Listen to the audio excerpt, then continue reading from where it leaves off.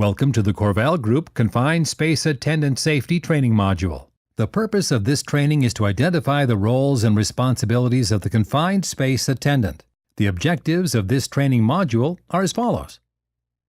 Terms and definitions relating to the confined space attendant. Facts about confined spaces. OSHA regulations relating to confined space entry. And safe work practices while being a confined space attendant. Throughout this training module, the following terms will be used. Attendant, whole watch, authorized entrant, confined space, CS, permit required confined space, entry, immediately dangerous to life and health, IDLH, rescue service, and retrieval system. The definitions for these terms are as follows. Attendant, an individual stationed outside one or more permit spaces, who monitors the authorized entrance and who performs all attendance duties assigned in the employer's permit space program. Authorized entrant, an employee who is authorized by the employer to enter a permit space. Confined space is large enough and so configured that an employee can bodily enter and perform assigned work. Has limited or restricted means for entry or exit. For example, tanks, vessels, silos, storage bins, hoppers, vaults, and pits are spaces that may have limited means of entry. Is not designed for continuous employee occupancy. Permit required confined space, PRCS.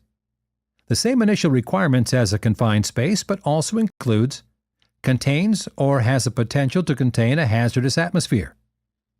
Contains a material that has the potential for engulfing an entrant. Has an internal configuration such that an entrant could be trapped or asphyxiated by inwardly converging walls, or by a floor which slopes downward and tapers to a smaller cross-section. Contains any other recognized serious safety or health hazard. Entry. The action by which a person passes through an opening into a permit-required confined space. Entry includes ensuing work activities in that space and is considered to have occurred as soon as any part of the entrance body breaks the plane of an opening into the space. Immediately dangerous to life and health, IDLH. Any condition that poses an immediate or delayed threat to life, or that would cause irreversible adverse health effects, or that would interfere with an individual's ability to escape unaided from a permit space. Rescue service. The personnel designated to rescue employees from permit spaces. Retrieval system. The equipment including a retrieval line, chest or full body harness, wristlets if appropriate, and a lifting device or anchor, used for non-entry rescue of persons from permit spaces. Confined spaces have the potential to contain a hazardous atmosphere. In order to prevent unexpected exposure, one of the first steps when entering a confined space is to do an initial atmospheric test. Atmospheric testing is to be done with Corval Group calibrated gas instrumentation. A common configuration for gas instrumentation includes information regarding to oxygen content, combustible gases, carbon monoxide, CO, and hydrogen sulfide, H2S. As an attendant, it is important to remember the length of the sampling hose will greatly impact your ability to have real-time gas readings.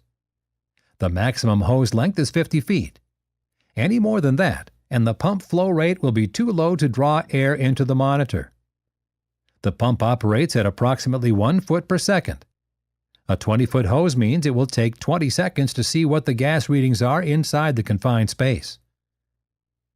The initial gas reading, prior to entry, should be conducted over a long enough period of time to sample the air according to the length of the sampling hose. It may be necessary to evacuate the confined space before the gas instrumentation alarms, because of the delay in transfer due to hose length. Corval requires continuous monitoring of all permit-required confined spaces.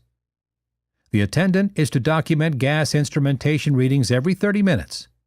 There is a log for these entries on the front of the Corval Group Confined Space Permit. When turning on the monitor, be sure the meter and pump turn on. The initial readings from the monitor should be oxygen, O2, 20.9%, Lower explosive limit, LEL, 0%. Hydrogen sulfide, H2S, 0 parts per million. Carbon monoxide, CO, 0 parts per million. The Altair 5X low alarm settings are as follows. Oxygen, O2, 19.5% for deficient atmospheres. Lower explosive limit, LEL, 5%.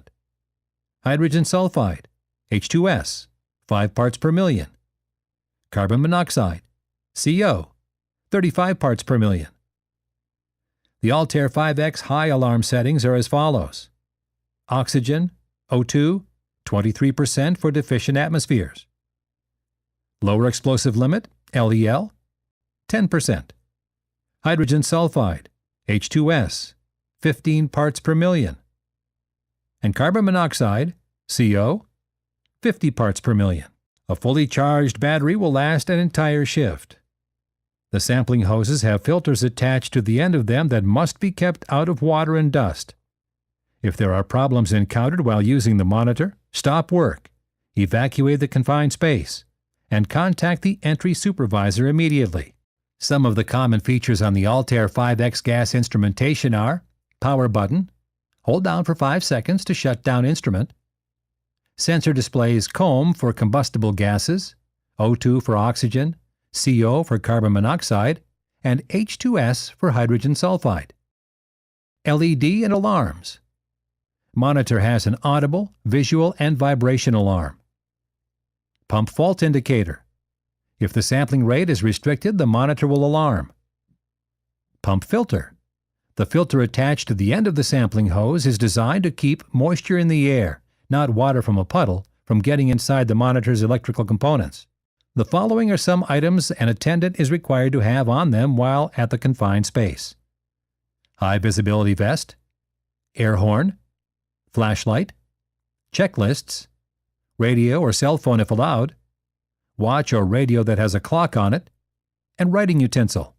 Being a confined space attendant is a serious and important task. Confined space attendants have multiple responsibilities, and they will be outlined over the next few slides. One of the most important responsibilities for an attendant is to control access to the confined space. This is done by monitoring and tracking on the permit those that are in the confined space. An attendant must assess the hazards in and around the confined space continuously. If hazards are identified, they are responsible for taking action to mitigate the situation. An attendant may have to evacuate the confined space if hazards endanger the authorized entrance. Attendants must keep track of air test results and log personnel in and out of the confined space. An attendant is responsible for summoning emergency assistance as needed. Attendants and entrants must identify their means of communication with each other before entry can take place. It is also important to identify the frequency of their communication. An attendant needs to be aware of any hazards within the confined space, like configuration hazards, baffles, scaffolding, ladders, and previous process streams. The total number of entry and exit locations must be known, so the attendant can keep accurate track of the entrance in the event of an emergency evacuation. The attendant must have no other duties assigned to them. If the entrants are performing work out of sight line, then the attendant needs to be made aware of how far the entrants are going in the space. This includes informing the attendant how much time it will take the entrants to get to their work location. If the entrants are going to be moving inside the confined space, then they will need to move the monitor's sampling hose with them, so the attendant is sampling a relative air sample.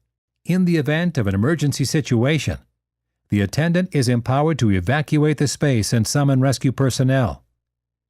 If at any time the conditions of entry change inside or outside of the confined space, the attendant must stop work and have the confined space evacuated. If an evacuation takes place, the entry supervisor must be made aware immediately, and the safety department must be contacted. All employees and subcontractors are empowered, authorized, and obligated by the owners, president, and leadership of Corval Group to stop work at any time for any unsafe condition. All employees and subcontractors are expected to stop working until the hazard or risk has been resolved. The stop work authority can be difficult for employees to embrace because of the fear of losing their job.